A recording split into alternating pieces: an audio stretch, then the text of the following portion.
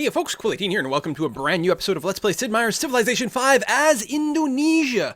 After I finished the last game, I asked a lot of people what they would like to see the next time around. A lot of people said they would like a more aquatic map, because I do prefer Pangaea. I think actually the game plays better.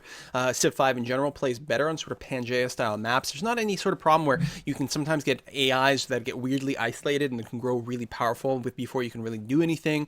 I also think the game is more interesting if you're running into more people kind of earlier on, and more opportunity for conflict. Also, historically, the AI has been very poor at naval conflict, although that has gotten better with the sort of upgraded ships that came in the latest sort of expansions and patches and all that sort of thing. So yeah, we're going to play as Indonesia, because if you're going to play an Archipelago map, you may as well play a nation that plays well on there and maybe plays badly on a Pangaea. There's a little bit less of a good reason to play, say, Indonesia on most maps, although they're not. Actually, I'm saying that they're not really quite that naval-oriented, except for their unique ability is the Spice Islanders. The first 3 cities founded on continents other than where Indonesia started each provide 2 unique luxury resources and can never be raised. So that's actually a really, really cool ability, and means we can probably grow a lot wider, a lot faster, because we're going to have some excess happiness available to us from just having more resources, of course. So we're going to take advantage of that and try to expand relatively quickly. So that's really the only naval thing they've got going on, because their unique building, the Kandi, I'm going to say Candy because candy is delicious, replaces the garden. Now, overall, it's fairly similar to the garden. Gives you 25% faster great people generation. And also, you can build it anywhere. It doesn't have to be next to a river or a lake, which is a little bit weird because you often don't care about the great people generation, except in maybe a couple of places where you maybe have the most wonders or something like that. Often, say, your capital is going to be your biggest great person producer, and hopefully it's next to a river or lake to start off with. However, this ability is actually going to be quite nice on an Archipelago map, because you're not going to have as many lake and river opportunities. A lot of islands don't have that, and we're going to want to be colonizing it. Now, why do we want to build these candies everywhere, despite the fact that we don't necessarily need the great people generation? It's because of the +2 faith for each world religion. Now, basically, there's always going to be at least one world religion in each city, so this building is going to give us 2 faith for free, which is going to be nice. Also, if we can combo it with a religious choice that makes gardens give +2 happiness, then these are going to be fantastic, because we're going to build them in every city regardless. In fact, it might produce more than +2 faith, because we might end up with more than one world religion, so that is going to be quite nice. The Chris Swordman is really interesting. It basically has exactly the same stats in every way as a normal swordsman. However, after they get in their first combat, they get some sort of random ability given to them. And the abilities can be quite good. They can be something like +50% while attacking, but -20% while defense. It can be something like +30% strength while defending, and bonus hit points. One of the abilities called, I think it's heroism, basically makes the swordman count as a great general in terms of giving the bonus to combat to nearby units. So a lot of really cool stuff. They're not like directly more powerful, but they're very fun, and so that's going to be great. So yeah, here we are. We have our start here. Now, Archipelago, sometimes you start on microscopic tiny little islands that basically only have room for one city. And sometimes you start on quite large islands, actually. So it'll be interesting to see which one we have. It doesn't... Well, I mean, we don't have a microscopic one, I don't think, but it looks like there might be water over here, actually, so we might be getting cut off there in sort of a U-shaped island, which would be an interesting shape. There's another island right across the way here, and I believe that separate islands on an Archipelago map does count as separate continents for our unique ability. We'll cross our fingers. In terms of what we're going to do with our start, or actually in terms of our start, it's nice that we got some ivory right away, so that's some happiness resource. We've also got cotton. It does suck that we need 2 separate texts to unlock them. We need trapping for this and calendar for the cotton, so that's a little bit slower start happiness-wise. Nice production from the stone. That's not bad at all. Decent amount of money. Overall production's a little bit low. I'm probably going to move over to this hill and settle on the hill, because of course your city tile, by having a city, the city tile will produce 2 food, 1 industry, 1 production, 1 hammer. Okay, so 2, 1, and then 1 gold as well. So 2, 1, 1 city. However, if you're on a tile that has a higher base in one of those values, you get to keep that. So by settling on this hill, we're going to have a 2, 2, 1. So our city tile is going to produce twice as many resources or production hammers as you normally would. The downside is A, we're going to have to spend a turn moving up there. B, A, B. Yeah, B, we won't be able to build a windmill in the city. And some people always freak out when that happens. Like, oh my god, no windmill. Well, the windmill comes much, much later in the game, and it's not going to matter too much. Anyway, enough talking. I really want to try to speed things up a little bit more than I usually do. So I think settling on here is going to be good. The other thing is you can't mine them at that point, which is a little bit unfortunate. But to work mines, you really need a lot of food nearby. If we had like a couple of grain or wheat nearby to produce huge food tiles, then it would make a lot of sense to maybe mine these, but we don't, so it makes more sense to settle on them. The one thing that's disappointing is we won't have any sea resources, no fish or anything like that, which means that the Pantheon bonus of like the +1 hammer for every sea resource, which is very nice normally, we actually don't get to take advantage of that, which really sucks. Also, like lighthouses and harbors won't be as useful in our capital. That's really weird unless, oh no, but we do get cows over here. So that's not bad.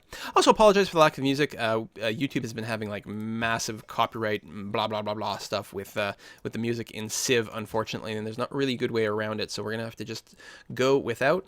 So there's gonna be some game sounds. Actually, we could probably turn those up a little bit more. Audio options.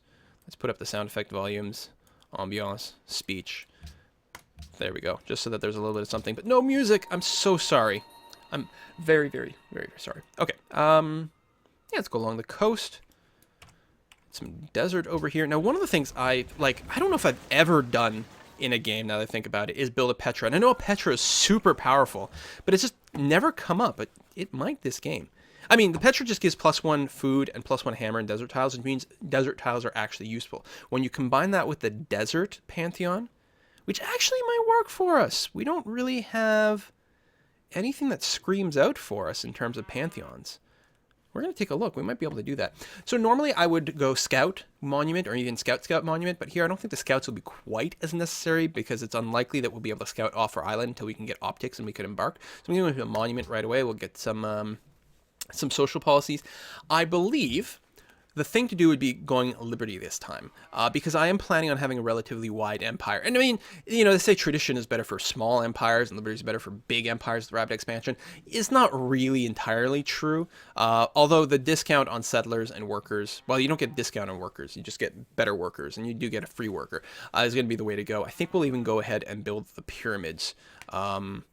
Yeah, I think that's the thing to do. We're going to go Liberty into Pyramids. I have to say that the Hanging Gardens build is also super sexy, especially considering we don't have that much food going on in our capital. Would be really nice. I find the AI tends to prioritize the Hanging Gardens really aggressively, so the odds of getting it can be kind of poor, and the pyramids, they don't usually quite so much. We're definitely going to start with pottery because getting the shrines going is amazing. We definitely want a Pantheon as soon as possible.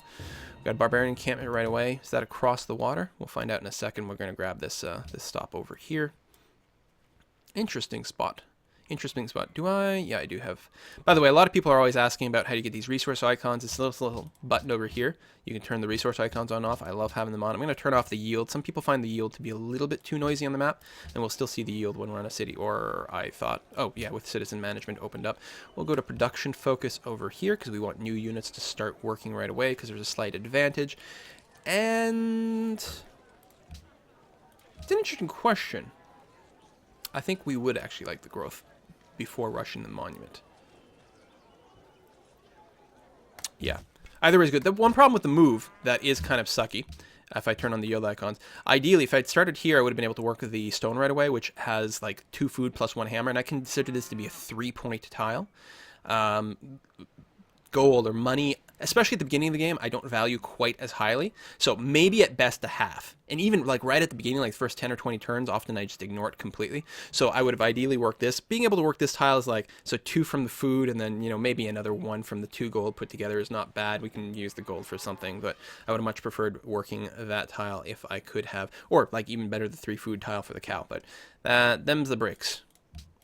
So, you over there, do we head north? No, we're going to head to this other hill. Whoa. I wonder, okay, so how far does the island go? I wonder here. I mean, this is, oh no, there's another tile there. At least goes to 2. This could be like another big island here. There could be something here. Just trying to like poke through the cloud. It looks like a 1 tile connection over here, which probably means it ends right there, but this could do something crazy. This might actually not be a very naval game after all. We might be able to fit like 3 cities on our starting island, which would be ridiculous. I think I'm going to rush straight for the ruins. Obviously, tech is the best. If we can get a culture boost or a religion boost, it'd be okay. I'd take a unit upgrade, too. Unit upgrade is going to be fine. We'll probably go after the brute right away. I don't know. You know, getting more goody huts will be good. Look how much territory there is! Look at this stuff! Floodplains over here. What? Okay, well, obviously we want to get the desert religion bonus. Do I go here? I don't know if it's worth fighting these guys. It might be. We're sharing an island with someone? What? What? No, wait, what? Okay. This is not what I was expecting from an archipelago map. By the way, I forgot to show this at the beginning, but yeah, so Indonesia, archipelago, standard size, difficulty 6, and standard speed. Huh. Well, if you're there, I wonder if you've left any goody huts in this end of town. Behringer Crater, 2 gold, 3... Holy crap, is this ever a good city spot? And it keeps going this way. That's not even coastal yet. What the hell is going on? Of course, we probably won't be able to get that. If he's over here, he's probably like, there's probably a city like right here or some sort of nonsense. Or... Okay, looks like it's still going. This is not what I expected. This is like a snaky continents map. Alright, I'll take it. Well, I'll take this. I'll take the gold. Yeah, that's fine. I mean, there's definitely better, but whatever. Holy crap. And it's just a giant desert. Okay, we want desert folklore so badly. If we can get that locked in and then find out where we want to build the Petra. Okay. So this probably just cuts off that way. Now, his scout was just here. I gotta assume there's no goody hut. So I think I'm just going to go east. And I think I see his border there. Holy cannoli. Alright, alright. I know, I'm like freaking out, but this is not what I expected. We finished the monument. Well, had I known that the map was this freaking big, I would have gone for a scout first anyway. As is, I still don't think it's worthwhile. I think what we're going to do is we'll sink 1 turn into a warrior. And then we will switch over to the shrine. I really want to get the desert folklore. I don't think most of the AI will prioritize it. I think the only risk is Asuria might take it because he's near the desert. Yeah, so yeah, finish the pottery. You over here, put 1 turn into a warrior because we're going to try to kill that barbarian encampment. But then we'll switch over to the shrine as soon as we can. Granary will not be a rush. Should I do a speech about granary versus granary again? Seems to happen every video. If you say granary, that's fine. If you say granary, that's more fine. There, that's the extent of it. Okay, text. Okay. Sorry, I just blew into the mic, but I'm like stressed about this. This is so, oh my god, what are we gonna do? All right. Optics, obviously a high priority. Well, first of all, sailing, pretty damn good. Although we really don't have much of a place to put fishing boats or anything like that. It would be nice to start getting some triremes to scout around. That would be very sexy. A cargo ship route would be good, although we don't have anyone to cargo ship to right now. I think he's got a city there, so we're not really setting up a trade route there. Yeah, sailing by itself, I assumed was going to be top priority on this map, but that may not be the case. However, optics is mostly the sexy one because it allows us to embark, and that's what we want to do, to just like send a settler across the way and hopefully get those extra resources hooked up right away. The ones we get from our spicer, what's it called? Spice Islanders, right? If we can get that, we can get our, what is it, like cloves and cinnamon or some stuff like that. And that would be really, really, really tremendous. The other thing we're going to want, well, obviously, we'd like animal husbandry for the pasture because we've got cows. We would like trapping because we've got ivory. We would like masonry because we want to build a quarry because we've got stone. Also pyramids. Very good. And then we want to go up to currency for Petra. Also writing because libraries. Okay. Priorities. I think our priorities will not be sailing to start off with. I think what we're going to do, here's what I'm thinking.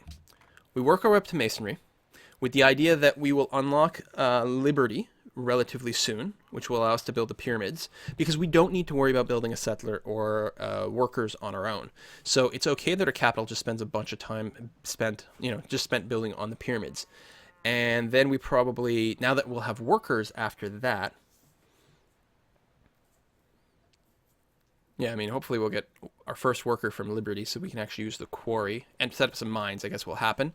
And then we'll probably have to pick up animal husbandry and trapping, especially trapping because we're going to want to hook up the ivory. Because at some point here we're going to get our settler, we're going to need some happiness. And then, because, okay, let's think.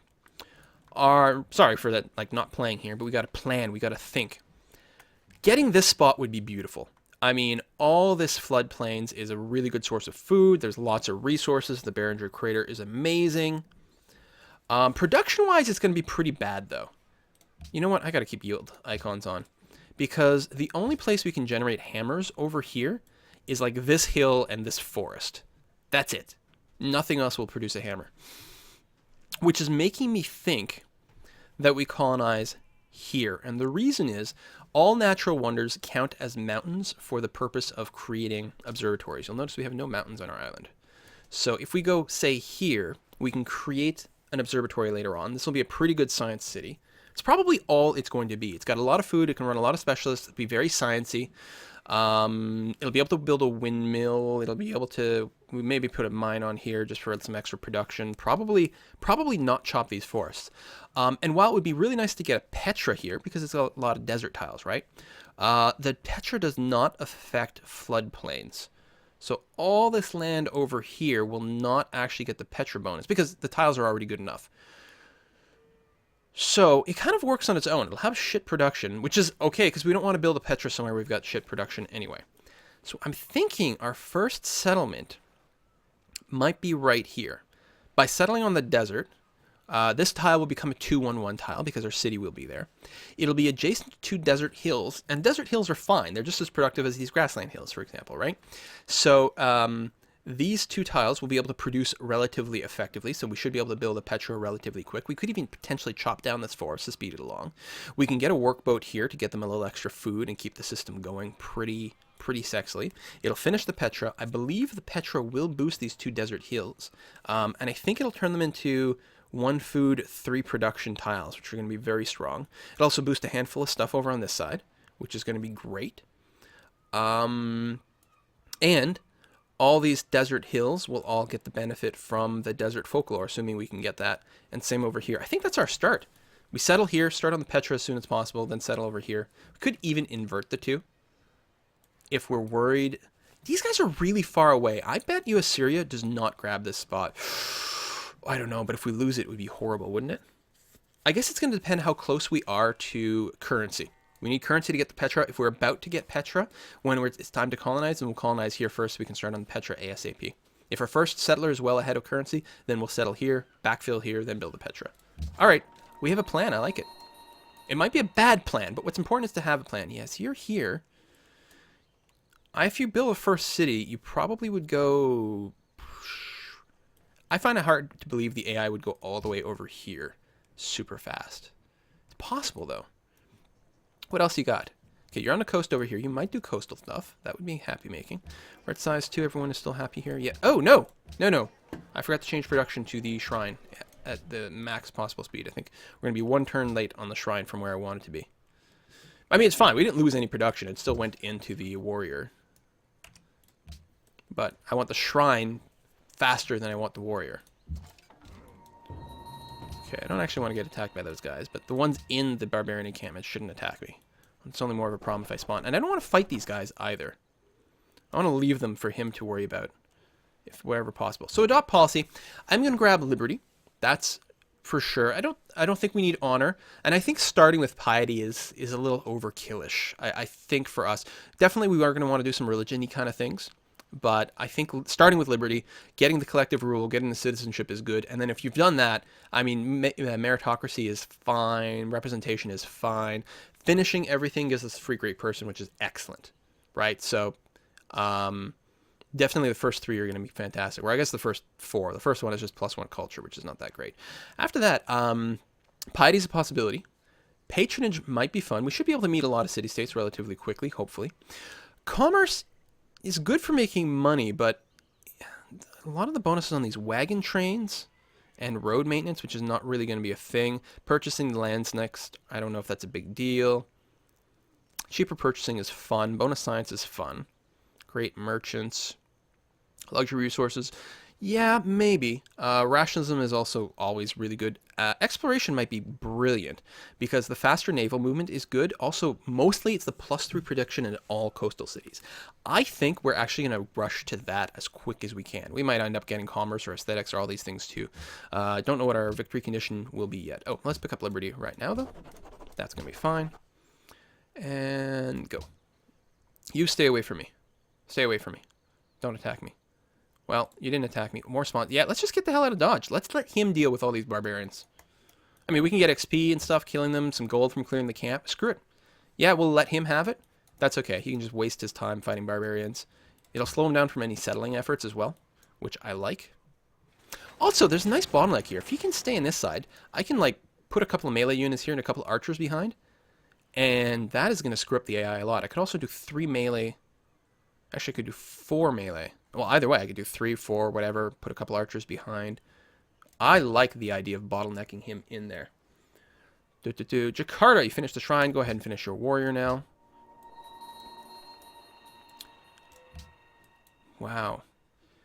Now, okay, mining is great. Sorry for the mouth noises. Those are thinking noises. Just, I mean, do you settle on here? I don't think so. It does suck that we're going to have an inland city. Like, a lot on this map. It's kind of stupid. We're going to need to build a road here to connect it to the trade route. It can't just exist on a harbor. Now, if we did build it on the coast, we could have a city like here and here. I mean, there'd be substantial overlap between the two. Built here. 1, 2, 3... God damn, they'd get everything on this river. They'd grow huge. They would be a massive, great person farm. I don't know if can they work the fish? I mean, obviously they wouldn't be able to work the fish boat, but I can't remember if they can work the ocean tiles. They wouldn't be able to build a lighthouse, which sucks, or a seaport. All right, we're gonna have to give it some think. But if we do that, then we lose the ability to build observatories. We may actually have to tangle with these guys at this point. Well, I guess nothing else to do at this point. We've explored everything. I would have actually liked to sit on the hill. But let's go ahead and get things started. Let's get the party started. There we go. I will just take the hill and then mostly rest up at this point. Finish the warrior. The granary... I mean, +2 food is always nice, right? But we don't have any wheat, bananas, or deer here. I think we put out a second warrior. And then sit on our hands. We can explore to the top here. It's nice that we actually block things. If there happens to be anything useful over here, we've, like, blocked the land routes from people. Hey, we have a warrior. Hey! Another ruin. Oh, and it keeps going. Okay, and then it definitely ends here. Divine Oracle. 20 Faith. Oh, that's great. Alright, so we're a little overkill for our Pantheon, but this should ensure us to get desert folklore. It sucks that our capital city won't get to take advantage of it. But other than that... okay, normally I'd be very tempted to take drill, because there's, you know, usually you put your people on rough terrain. I'm on rough terrain right now, but I'm seeing a lot of flatness everywhere right now. And I think on this map, generally speaking, it's going to be relatively flat. I mean, there might be forests and stuff here, but it's all desert. If we're going to do any fighting over here, I'm going to want shock. So I'm going to do that, and I think I take the kill when I get the chance. No, you know what? I'm worried about another unit healing, or another unit showing up. No, take the kill. It's fine.